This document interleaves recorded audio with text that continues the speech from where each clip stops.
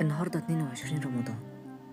ما تيجوا نتعلم النهاردة من قصة ستنا مريم إن طول ما احنا ما عملناش حاجة غلط وربنا شاهد علينا، يبقى كلام الناس ما يهزناش، ملوش لازمة، ما يأثرش فينا.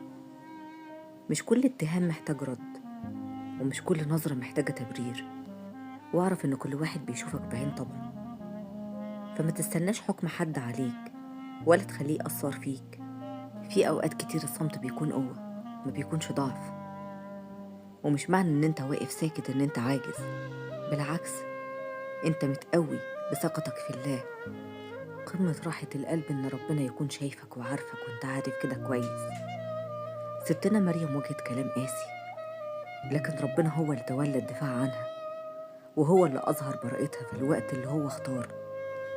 انت كمان طمن قلبك، ربنا شايف كل حاجة، وهو وحده القادر يظهر براءتك في الوقت المناسب.